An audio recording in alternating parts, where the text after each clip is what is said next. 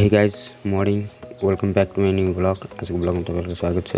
अनि म चाहिँ आज उठेर यसो खाजा खानको लागि घर आइसकेँ। अनि केटाहरूले खाजा खाएर चिया हान्दैछ। अनि अब चाहिँ हामी बजारको सामान लोड गर्छौँ। अनि त्यसपछि बजारको सामान लिएर केटाहरू बजार जान्छ। अनि म चाहिँ यसो काम पनि लोड गरिसकेँ बजारको। अनि म चाहिँ यसो गोदामतिर हल्का मेरो काम छ। अनि म चाहिँ प्रायः बजार जाँदैन, केटाहरू छ नि त थुप्रै, अनि केटाहरूलाई पठाइदिन्छु। अनि केटाहरू बजारदेखि आइसक्यो। अनि म चाहिँ अब लाग्छु सर लागेर के भन्छ अरे त्यो अस्नेहातिर। हामी चाहिँ सर र कृष्ण मन्दिर हुँदै जानुपर्छ। अनि हल्का टाढै छ भनौँ न। अनि हामी लगाएर चाहिँ गएको थियौँ। अनि आज चाहिँ टेन्ट खोल्न हामी आइसक्यौँ। हामी तिनजना नै आएको थियौँ।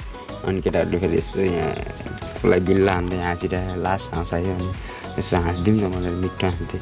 अनि फेरि टेन्ट खोल्नतिर लाग्नु पऱ्यो। अनि काम हल्का अनि हामीले भाँडासाँडा सब लिएको थियौँ। अनि हामीले सामान नि प्याक गरिसक्यौँ। अब चाहिँ हामी हल्का टाढै छ, अनि निस्किनु पर्ने हुन्छ।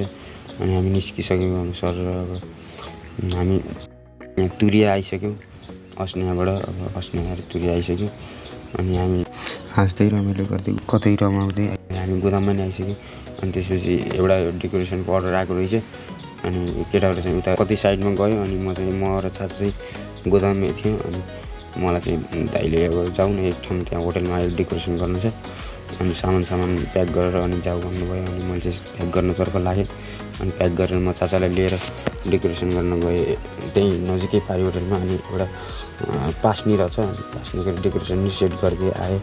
अनि यहाँ होटलमा जाँदा मैले भिडियो गर्न चाहिँ पाइनँ। फर्किँदा भिडियो गरेको दामी ओपी लाग्यो। जे होस् मजा लाग्यो भनौँ। आजको सब ब्लग यही सक्छु। बाई।